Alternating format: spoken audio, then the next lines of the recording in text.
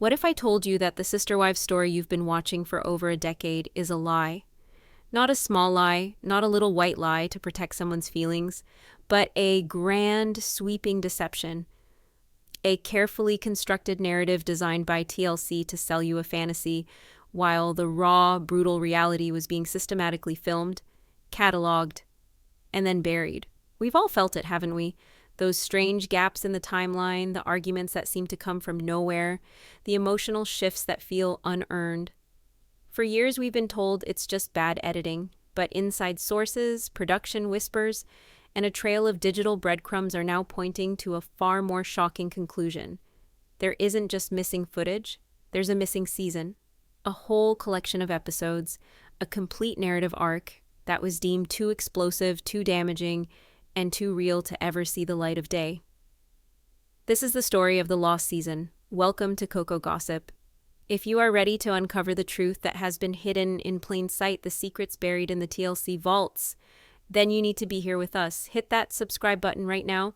Turn on notifications so you don't miss a single update on this developing story, and give this video a like to signal boost the truth.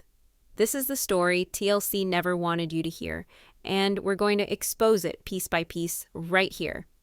Let's start with the judgment, the foundational rumor that has swirled in the darkest corners of Sister Wives fan forums for years. The idea that TLC filmed far more than they ever aired. This isn't just about a heated conversation being trimmed for time.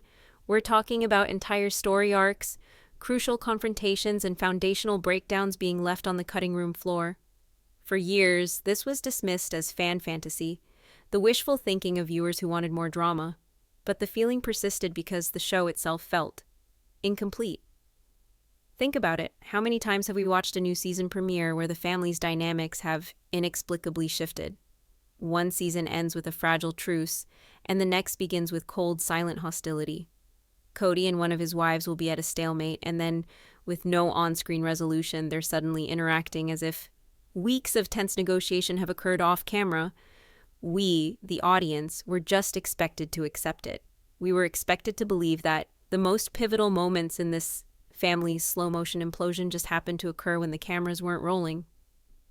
But that's not how reality television works. The cameras are always rolling, especially when the drama is peaking.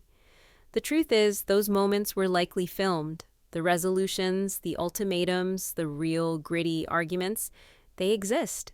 We just weren't allowed to see them. This collective gut feeling among the fan base, this shared sense that we were being shown a heavily sanitized, manipulated version of events, is the smoke that leads us to the fire. The judgment wasn't just a rumor, it was our intuition telling us that the story was full of holes, because entire chapters had been torn out. Now, let's move from feelings to facts, to the evidence. A gut feeling is one thing, but tangible proof is another. And in recent months, the proof has started to leak.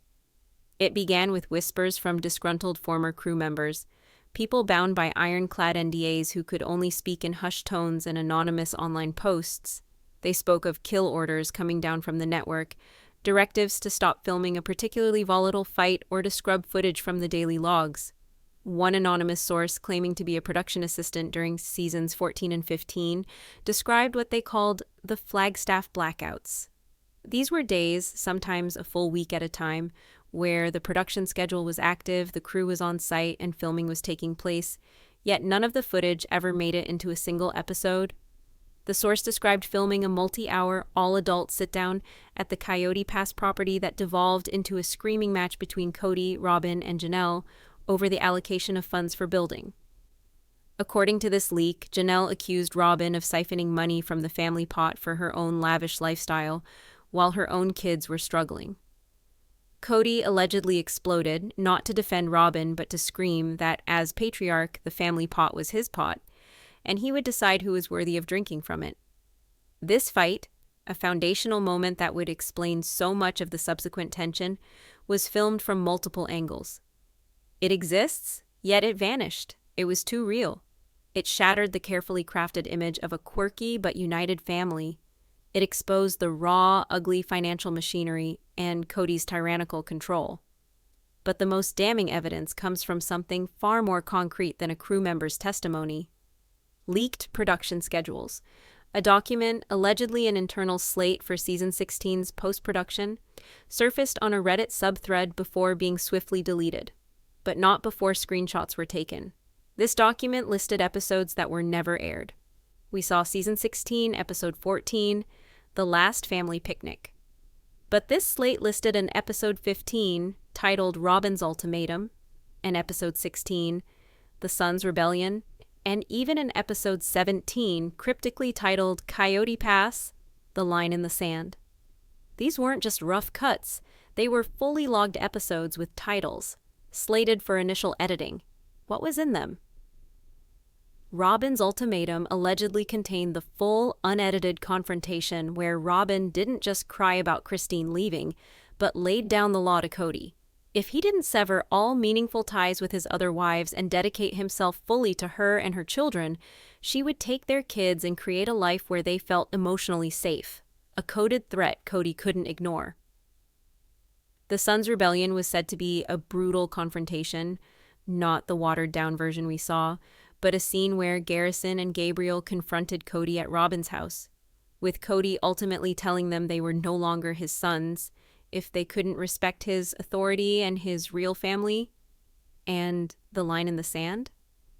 That was the episode that would have destroyed everything. It reportedly contained a meeting with a family lawyer where Kody, in a fit of rage, explored the legal possibility of dissolving the spiritual unions and formally removing Meri, Janelle, and Christine from the family's shared assets, effectively trying to legally disown them and their children from the land they had all paid for. The network saw this footage and realized they had a choice: air the truth and watch their flagship family show implode in a storm of public outrage, or bury it. They chose to bury it. They chose to protect the brand. This wasn't just editing, this was a cover-up. This brings us to the twist, the heart of the betrayal. Why would TLC do this? Why would a network that profits from drama cut the most dramatic moments imaginable? The answer is simple and cynical: image control. But it's more complex than just protecting Kody. It was about protecting the entire viable narrative of the show. In the early seasons, the brand of Sister Wives was polygamy can work. It was about a functional, if quirky, family navigating their unique lifestyle. As the cracks began to show, the brand shifted to a family struggling with change. But the footage from the Lost season threatened to expose a much darker brand. A portrait of a high-control group, a financial and emotional cult, disintegrating under the rule of a narcissist. That was a brand TLC couldn't sell. Let's dissect this betrayal. First, the Kody protection program. The Kody we see on the show is often angry, frustrated, and misogynistic. But sources say the Kody in the Lost episodes is something far more sinister. We're talking about footage of Kody in full-blown narcissistic rages, screaming, spitting, throwing things, moments where his mask of the beleaguered patriarch didn't just slip, it was shattered. There's an alleged scene filmed during the height of the COVID-19 pandemic arguments that was so chilling it was flagged by a junior editor as un-airable. In it, Kody is not just arguing with Gabe about his girlfriend. He's cornering him in the kitchen, jabbing a finger in his chest, belittling his intelligence and telling him he would amount to nothing without his father's name. He allegedly told his son he was dead to him long before the on-air confession. It was raw, psychological abuse caught on camera. To air that would be to expose Kody not as a flawed family man, but as a genuine villain. It would reframe every interaction he's ever had with his children. It was too much of a liability for the network. So they cut it. And instead we got a confusing, drawn-out narrative about COVID rules that never fully made sense because the emotional core of the conflict, Kody's explosive rage, had been surgically removed. The second layer of the betrayal was protecting Robyn's image. The show has worked tirelessly to frame Robyn as the tragic, loyal wife, caught in the crossfire, a victim of the other wives' jealousy. The Lost episodes, however, are said to paint a very different picture. That of a master manipulator, the Robyn's Ultimatum episode wasn't just a threat. It was a calculated power play. Sources describe footage of Robyn, after her fight with Kody, making a series of phone calls, allegedly to her own family members, strategizing her next move. There was also a scene cut from the infamous "What does the nanny do?" conversation. After Christine walks away, the cameras allegedly kept rolling on Robyn and Kody. Robyn didn't just cry, she reportedly launched into a cold, calculated monologue, explaining to Kody how Christine's question was a direct attack on her authority as the legal wife, and how if he didn't put Christine in her place, the other wives would see it as a sign of weakness and the entire family hierarchy would collapse. She wasn't a victim. She was a political strategist defending her position as queen. Airing this would have validated every fan theory about her, turning her from a sympathetic figure into a calculating antagonist. It would have shifted the entire balance of the show, and TLC couldn't risk alienating the portion of the audience that still believed in the Kody and Robyn love story. But the most significant betrayal was cutting the footage of the wives' alliances. The show we watched portrayed Christine, Janelle, and Meri as largely isolated from one another in their struggles with Kody. We saw them complain to the cameras, but rarely to each other. The lost season, however, allegedly contains the truth. They were communicating. They were forming a united front. There is rumored to be a bombshell scene filmed in the spring of 2021 where Christine and Janelle meet at a park without Kody for a strategy session. In this scene, they don't just vent. They compare notes on Kody's manipulative tactics, his financial double dealings, and his emotional neglect. They allegedly discuss a pact to support each other whether they stay or leave. Christine reportedly tells Janelle, "He can't break us both if we stand together." This scene, this moment of female solidarity and rebellion, was the network's worst nightmare. It was the beginning of the end. It proved that the women were not just passive victims of Kody's whims, they were active agents in their own liberation. Airing that would have completely changed the power dynamic of the show. It would have turned Sister Wives from a show about a patriarch and his wives into a show about a coalition of women planning their escape. And that was a story TLC wasn't ready to tell. They preferred the narrative of isolated, sad wives because it kept Kody at the center of the story. The betrayal wasn't just cutting fights, it was cutting the women's power. It was erasing their solidarity to maintain a patriarchal fantasy. So, how do we know this isn't all just conjecture? We anchor it in the real incidents, the gaping plot holes in the show that fans have obsessed over for years, the moments that simply make no sense without the missing context of the lost season. These are the anchors that tether the theory to reality. Let's start with the most glaring anchor of all, the move to Flagstaff. The official reason was a jumbled, nonsensical mess. Kody wanted to live in a more conservative state. They were being pushed out of Vegas. He had a divine revelation about the mountain air. None of it held up to scrutiny. The family had just settled into their custom-built homes in the Vegas cul-de-sac. They had a community. The older kids were established. Why the sudden, chaotic uprooting that plunged the family into financial and emotional turmoil? The lost season provides the answer. The move wasn't a choice. It was an escape. According to insider reports, the last year in Las Vegas was a tinderbox of conflicts that were filmed and then buried. The leaked production notes refer to a series of escalating confrontations in the cul-de-sac, culminating in what is referred to as the driveway war. This wasn't a simple argument, it was an incident where Meri and Kody had such a vicious fight, reportedly over her continued communication with people from the catfishing scandal, that neighbors threatened to call the police. Simultaneously, Christine had discovered discrepancies in the family's finances, realizing that a significant portion of her earnings from LuLaRoe were being funneled into an account solely controlled by Kody and Robyn. She confronted him, and the fight was so toxic that she allegedly packed a bag and took her kids to a hotel for 2 days. This was the real catalyst. The cul-de-sac, once a symbol of their unity, had become a war zone. Kody, unable to control the wives in such close proximity, orchestrated the move to Flagstaff as a divide-and-conquer strategy. By scattering them across a wide geographical area, he could isolate them, control the flow of information, and reassert his dominance. The nonsensical reasons he gave on the show were a smokescreen to hide the terrifying truth. The family had already shattered in Vegas, and the move was a desperate, last-ditch effort to glue the pieces back together in a configuration that he could manage. The missing episodes from this era would show the raw fights, the financial accusations, and the emotional breakdowns that forced their hand. Without them, the move to Flagstaff is just bad reality TV scripting. With them, it's the desperate flight of a family in its death throes. Our second anchor is the enduring mystery of Coyote Pass. For years, we've watched them stand on that barren plot of land, talking about building, arguing over lot lines, and then nothing. The official explanation is a mix of financial woes and county regulations. It's weak and it's unconvincing for a family that has consistently pulled off major financial moves.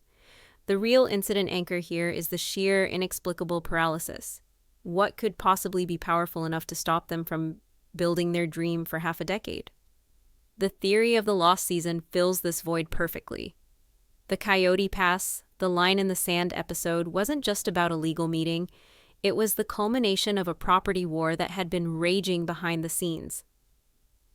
According to sources familiar with the unaired footage, Meri, feeling completely ostracized and fearing Kody would try to cut her out financially, took a drastic step. She allegedly consulted her own lawyer and placed a preliminary legal hold or a lease pendens on the property, signaling a potential ownership dispute. This action would have legally frozen any and all construction until the ownership claims were resolved. It was a checkmate move. Kody couldn't build his palace next to Robyn. Janelle couldn't build her dream home because Meri was holding a legal dagger over the entire project. The family couldn't talk about it on air because it was an active legal issue. Admitting that one of the wives was essentially suing the rest of the family would have been a public relations disaster. So, TLC and the Browns conspired to create a vague, boring narrative of zoning issues and cash flow problems. They fed us a story about a lack of water, when the real problem was a flood of bad blood and legal threats. The lost footage would show the explosive meeting where Meri's legal action was revealed, Kody's subsequent incandescent rage, and the dawning horror on Janelle and Christine's faces as they realized their dreams for Coyote Pass were being held hostage in a marital Cold War. The paralysis we see on screen isn't about inertia. It's about a hidden legal battle that was too toxic to televise. The final and perhaps most personal anchor is the sudden, unexplained shifts in the family relationships. Think about the jarring transition for Meri after the catfishing scandal. The show presented a narrative of slow, painful reconciliation. But in reality, there were huge gaps. She would seem to be making progress with Kody, and then in the next episode, he would speak of her with a chilling disdain, as if a fresh, unforgivable sin had been committed off camera. The Lost season explains this. There was allegedly a family court episode filmed where Kody and the other wives confronted Meri. It wasn't a therapy session, it was an inquisition. The other wives, egged on by Kody, reportedly demanded a full minute-by-minute accounting of her emotional affair. They questioned her fitness as a family member. According to the leaks, Robyn, in a stunning act of betrayal, used information Meri had confided in her as evidence of her disloyalty. The scene was so brutal, so lacking in compassion, that it left Meri completely broken. It was the moment she emotionally checked out for good. Airing it would have made all the adults, especially Kody and Robyn, look like cruel bullies.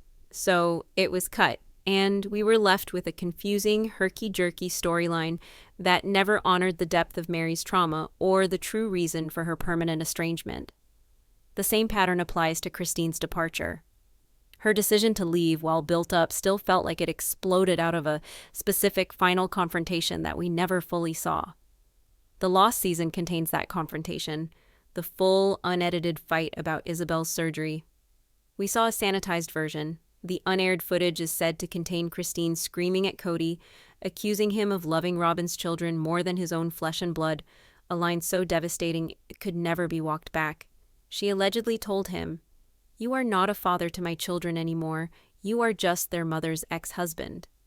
That was the final nail in the coffin. That was the point of no return. But we never saw it. We were robbed of the real, raw moment of liberation and given a watered-down, season-long soap opera instead. The gaps in the timeline are the scars left behind by the scenes they didn't want you to see.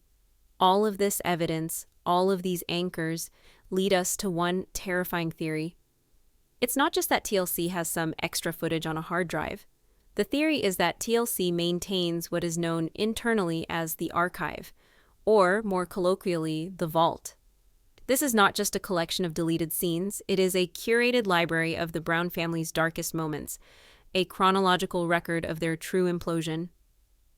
The vault contains entire episodes, full narrative arcs that were produced and then systematically buried. It is, in effect, a parallel secret version of Sister Wives, a version where Kody is not a confused patriarch but a raging narcissist, a version where Robyn is not a weeping victim but a cunning strategist, a version where the wives are not isolated and jealous but, at times, a unified front of rebellion. This vault is TLC's ultimate insurance policy. As long as the show is on the air, and as long as the Browns are under contract, the vault remains sealed. Its contents are the leverage the network holds over the family. If any of them were to step too far out of line, to truly break their NDA and tell the unvarnished truth in a tell-all book or a rival interview, TLC has the power to release footage from the vault that could destroy their public image forever. Imagine Kody trying to rebrand himself as a motivational speaker. TLC could leak the clip of him verbally abusing his son. Imagine Robyn writing a book about her fairy tale love story. TLC could release the footage of her coldly plotting to secure her position in the family. The vault ensures their compliance. It is a form of mutual assured destruction. The Browns can't talk because TLC has the receipts, and TLC won't release the receipts because it would contaminate the profitable ongoing brand of the show. So the truth sits there in a climate-controlled server room, a silent testament to the lie we've been sold for over a decade. The theory posits that every confusing plot point, every missing motive, every baffling character decision has a clear and concise explanation, and that explanation is locked away in the vault. It's the ultimate trump card in a high-stakes game of reality television, and the cost of that game has been the truth. The existence of the vault is the key that unlocks everything. It's the Rosetta Stone for a decade of incoherent behavior and emotional whiplash. It reframes the entire series not as a documentary about a family, but as a heavily redacted piece of propaganda, with the truth locked away for safekeeping. So, what exactly is in this archive? What are the specifics of the lost season? Based on compiled reports from multiple anonymous sources, we can piece together the narrative arcs that were deemed too destructive to air. First, there is the full, unabridged financial implosion. The show has always been vague about the family's finances, presenting them as perennially strapped for cash, yet capable of buying multi-million-dollar properties. It never added up. The vault, sources say, contains the receipts. Literally. It holds the footage from what was internally dubbed the House of Cards arc. This series of filmed but buried confrontations began in late 2019, shortly after the move to Flagstaff. The centerpiece of this arc was a 4-hour family meeting, not with a therapist, but with a forensic accountant the production had allegedly brought in under the guise of a financial advisor. This meeting, titled The Reckoning on the production slate, was a bloodbath. The accountant presented a breakdown of the family's income and expenditures since the move from Vegas. The documents reportedly showed a staggering financial disparity. While Janelle's and Christine's income, primarily from their independent businesses, was being deposited into the Central Family LLC, a disproportionate amount of the expenditures was flowing directly to Kody and Robyn's household. We're talking thousands of dollars for designer clothing, luxury car payments, and high-end home goods for Robyn's house, all while Janelle was struggling to pay for an RV and Christine was taking out loans to cover her own expenses. The footage from this meeting is said to be the most damning evidence of the family's true power structure. We didn't just see Janelle look concerned. We saw Janelle, the quiet accountant, methodically pull out her own spreadsheets and challenge Kody on specific line items, her voice shaking but firm. We didn't just see Christine look sad. We saw her break down in tears, screaming at Kody, "I worked my fingers to the bone for this family, for you, and you've been letting her use my money to build her palace while my kids go without it." But the most chilling part was Kody's reaction. He didn't deny it. Instead, he allegedly stood up and delivered what one crew member called his king's decree. He proclaimed that, as the patriarch and the president of the family corporation, all money was his to allocate. He told Janelle her spreadsheets were a sign of feminine insubordination, and told Christine her tears were manipulative. The climax of the scene was Kody pointing at each of the first 3 wives and saying, "You do not have your own money. You have an allowance that I grant you from the family's success. Your success is the family's success, and I am the family." It was the moment the benevolent patriarch mask was ripped off, revealing the cold, hard face of a financial dictator. This entire arc was scrapped. TLC couldn't show their leading man as an embezzler, a financial abuser. So they cut it and instead gave us years of confusing, low-stakes arguments about muddy land, because the truth of the family's financial crisis was too ugly to be profitable. Next in the vault is the full story of the children's rebellion. We saw glimpses of it, the sanitized arguments with Gabe and Garrison, but that was the tip of the iceberg. The lost season contains what insiders called the intervention episode. This wasn't filmed by TLC crews in the traditional sense, but was captured on personal webcams and phones, footage the family was later contractually obligated to turn over. It was a video conference call initiated by Logan and Hunter, including Pyden, Gabe, Garrison, and their 3 mothers, Christine, Janelle, and Meri. Kody and Robyn were not invited. This was a digital reckoning. The adult children, now free from Kody's immediate control, confronted their mothers. They laid out a case not with teenage emotion, but with cold adult logic. Logan, the stoic oldest brother, reportedly acted as the moderator, calmly explaining how Kody's behavior was a textbook example of narcissistic personality disorder. Hunter, the military man, spoke about chain of command and how Kody had broken every rule of leadership and loyalty. Pyden, never one to mince words, was allegedly the most brutal, telling his mother Christine, "He doesn't love you. He hasn't loved you in a decade. He loves the idea of you, the tithe you pay him. You need to leave and show your daughters what a strong woman looks like." The most powerful moment came from Garrison. He reportedly shared his screen, showing his mother's financial statements and legal articles about communal property laws in Arizona. He and the other adult children had been doing their own research. They were arming their mothers with information. He said, "He's trying to leave you all with nothing. Janelle, he's spent your retirement savings. Mom, he's used your business as his personal ATM. Meri, he's kept you dangling for the value of your assets. You have to unite. You have to get lawyers. We will support you, but you have to save yourselves." This footage is the missing link. It explains why Christine finally found the courage to leave. It wasn't just one fight about Isabel. It was a coordinated effort by her children, who gave her the validation and the practical roadmap to escape. It explains why Janelle, who always preached family loyalty, finally broke ranks. Her sons had shown her the undeniable truth in black and white. This episode would have been a heroic, powerful story of a new generation saving the old. But it completely descended Kody. It made him the villain in his own children's story. It showed the family's true saviors weren't Kody or a therapist, but the children he had alienated. That narrative was too dangerous. It was proof that the family was not just broken, but that the next generation had already condemned it. So into the vault it went. And then there's the real story of Meri. The catfishing scandal was presented as Meri's great shame and a catalyst for her estrangement. But the vault contains the story of the cover-up. It contains an episode slated to be titled Damage Control that shows Kody and Robyn in the aftermath of the scandal's public reveal, essentially producing Meri's redemption arc. There is footage of them sitting with Meri in Robyn's living room, coaching her on what to say in her on-camera interviews. Kody is allegedly heard telling her, "You will not call it an affair. You will call it a friendship. You will not say you were in love. You will say you were manipulated. You are a victim. You are not a perpetrator. This is the story that saves the show. Do you understand?" It was less about helping Meri heal and more about protecting the show's brand. But the most damning piece of evidence is an alleged hot mic recording. After one of these coaching sessions, Meri leaves the room. Kody and Robyn, believing their microphones are off, continue to talk. Robyn is heard whispering, "She's buying it. She's so desperate for your approval, she'll say whatever you want."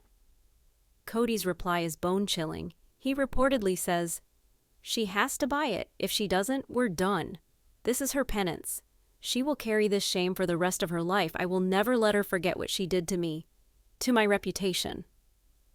This single exchange recontextualizes every interaction Kody has had with Meri since. His coldness isn't just a lack of love. It's a calculated, ongoing punishment. Her desperation to get back in his good graces isn't just loyalty, it's the conditioned response of a woman who has been psychologically manipulated into accepting blame for a crisis that was then stage managed by her abusers for television. To air that would be to expose the entire family dynamic as a sham, and Kody is not just a neglectful husband, but a master manipulator of the highest order. The contents of the vault are a ticking time bomb. It's not just a collection of embarrassing fights. It is a chronological record of psychological manipulation, financial abuse, and coordinated deception. It's the show they should have made, the one that tells the real story of the Brown family's collapse. And now the walls of that vault are starting to show cracks. In the last year, the whispers have gotten louder. A former showrunner who left TLC under a cloud of controversy has recently started a blind item podcast, and the details he's sharing about a certain polygamous family on a certain lifestyle network are lining up perfectly with the rumors of the lost season. He speaks of a patriarch's off-camera rages and a fourth wife's Machiavellian control over the family's narrative and finances. He is testing the waters, seeing how far he can push his NDA before the network's lawyers come calling. Simultaneously, some of the Brown children are becoming more vocal than ever. Pedon's interviews, Gwendolyn's YouTube reactions, they are dropping breadcrumbs, hinting at a much darker reality than what was aired. They talk about Robyn's influence, Kody's temper, and the financial inequalities in carefully coded language. They are bound by NDAs signed when they were minors, but as they grow older and more independent, that loyalty is clearly fraying. How long until one of them, perhaps one who feels they have nothing left to lose, decides to break their silence and confirm the existence of the vault? What if one of them has a copy of that infamous Zoom call? The technology exists. The motivation is growing every day. The network has to know this. They have to see the writing on the wall. Which leads to the most recent and most alarming update. An insider report from a TV production forum claims that TLC has recently conducted a digital content audit of the Sister Wives archive. Why now? Why after all these years? The theory is that they are preparing for a leak. They are cataloging what they have, assessing the potential damage of each unaired scene, and likely preparing a public relations strategy for when the bomb finally goes off. They are not trying to hide it anymore. They are preparing for the fallout. The narrative is shifting from containment to damage control. This is where we stand now, on the precipice of the greatest scandal in reality television history. The lost season is not a myth. It is a digital ghost, a phantom narrative that haunts every frame of the show we watch today.